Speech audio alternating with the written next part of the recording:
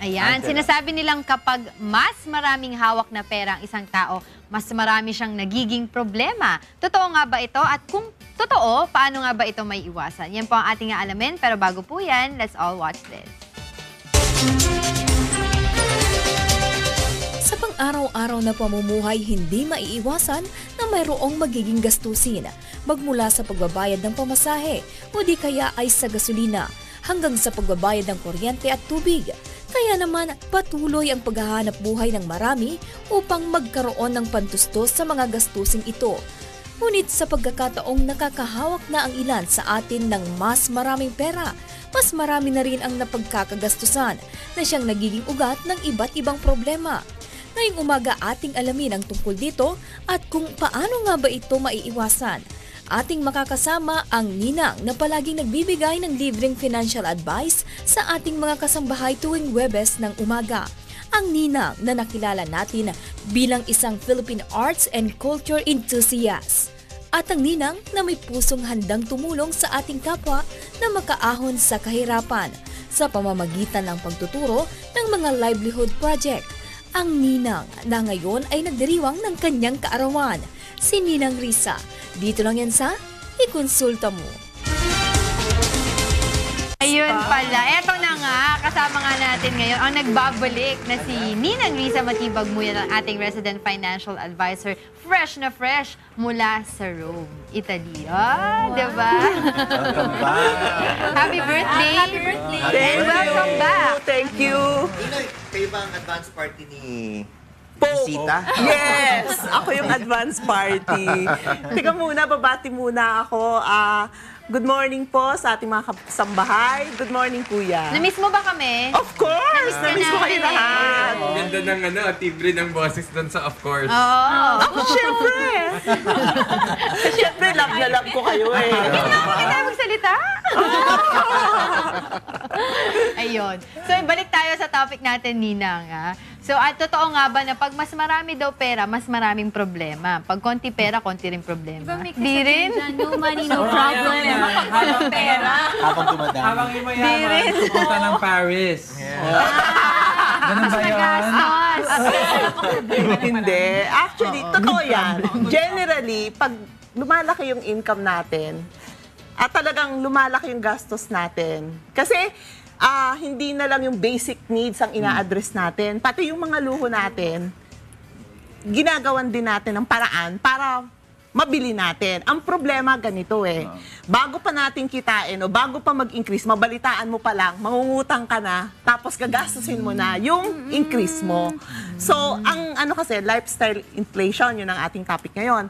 Ang ibig sabihin yan, ito yung habang lumalaki yung kita mo, nag-change ka ng lifestyle, lumalaki rin yung gastos mo. Katulad ng... But would you suggest na, kasi di ba, it defeats the purpose nga naman, no? As you were saying na, habang yung mayaman, yung lumalaki income mo, sinusundan mo naman ang lifestyle. So parang pag i-balance out mo kung sa pinagalingan mo, parang ganun pa rin ang income mo, no? So would you suggest na lumalaki kita mo, i-maintain mo yung lifestyle mo, or syempre, habang lumalaki ang income mo, lumalaki din ang place mo in society, kailangan may i-maintain ka na certain level of lifestyle. Anong yung suggestion nyo sa mga taong ano? Kailangan we have to keep a balance between our savings and spending. So remember yung pinag-uusapan natin lagi that we should have at least a savings of 20%.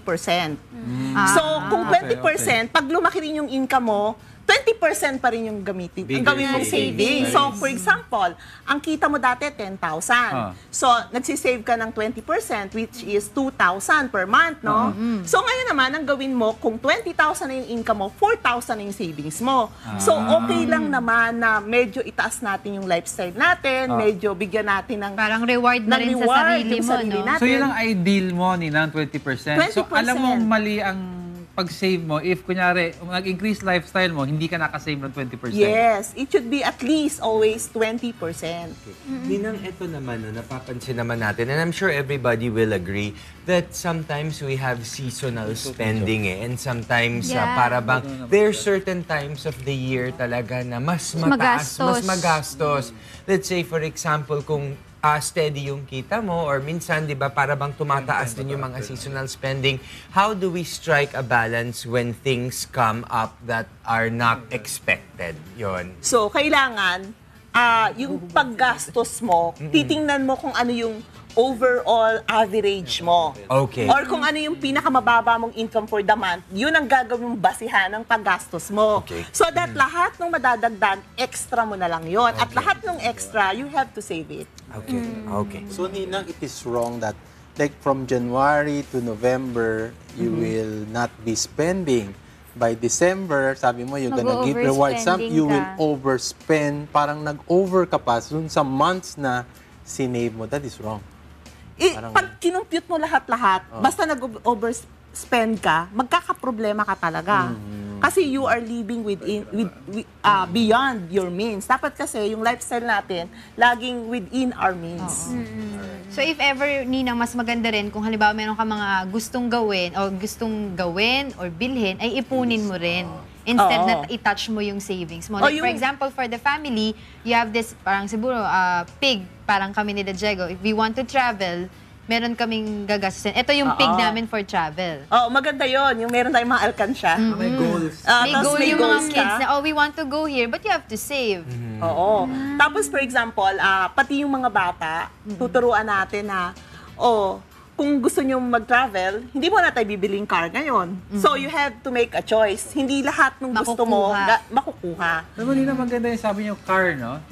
Anong maganda? Kasi ang mga Pinoy, kahit lower middle class, 4, 3 ang kotse. they want For- nice cars. For a basic family setup, kunyari, 2 kids, 2 adults, how many cars do you really need?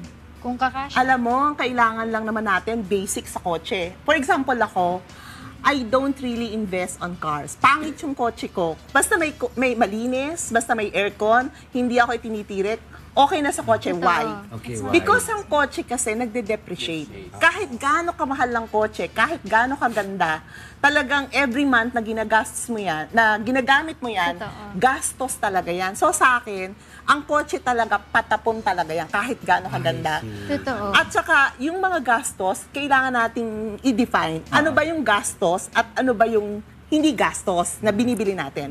For example, if you buy arts, for example, yung mga paintings, nag-a-appreciate yun eh. Yeah, So, oo. actually, it's like a land na investment. property. Hindi siya talaga gastos. Kasi may babalik sa'yo na mas tumataas yung value. Okay, so Ninang, if we purchase things like real estate, like artworks, ganon, pwede na rin natin yan sabihin na investment Yes. equals savings Oo. also. Parang, Yes. parang Okay. But you have to liabilities. remember that hindi tayo liquid. Minsan matagal yung mabenta. That's why mataas din yung appreciation. So, maggagawa ka naman ng balance na kailangan din meron kang liquidity for certain needs. Oo. But at least you have that as an asset na pwede mong mabenta balang araw. So, kailangan malaman natin yung liabilities versus yung assets. Siguro Yes. magandang topic yan the next time. Oo. Yun. Will, may sasabi ka pa? Yes, No can more I na? hire you as my personal finance? Sure. Pero itong sasabihin ko, no? Yaman-yaman na eh. Ito pa, no? Ang isa kasi, psychological kasi ang paggastos eh. It is a habit, no? So, pagka ang habit mo ay talagang gumastos ng gumastos, wala kang, parang May sakit ipon, siya eh. yan. Parang addiction. So, ang kailangan talaga, idisiplina mo yung sarili mo. At saka ang problema natin talaga dyan, psychologically, is yung mga tao kasi, gusto nila na pakita, yung pag mababa yung self-esteem mo, yung sarili mo, gusto mong ipakita sa mga tao, why car? Oo. Kasi ang daling makita ng kotse. Parang pag nakita, uy, ang yaman niya, ang kara ng Pang-flash kotse mo. niya. Sakit ng mga Pilipino to na kahit wala na silang pera, ang hilig pa rin natin yung shopping, yung pananamit natin. Kasi yun yung unang nakikita ng ibang tao, di ba? Kung paano ka manamit, di ba? So yun yung unang inaano natin. May sasabihin ako importante, no? Yung kasi, pag tumaas yung sweldo natin, no? Ang feeling ng iba, kailangan makita nila na successful tayo. Ang payo ko lang po, don't equate success with material things. And don't define Tama yourself yan. with how much money you have. So, yun ang ano natin. thank you Kasi muna daw. we can live well with less. True. Will. Simplicity. Ayan, sige. Bago ang lahat, luma pa rin kami. Sabi nga ni Kuya, maraming salamat po sa mga tips na ibinigay ni Ninang Lisa Matibag.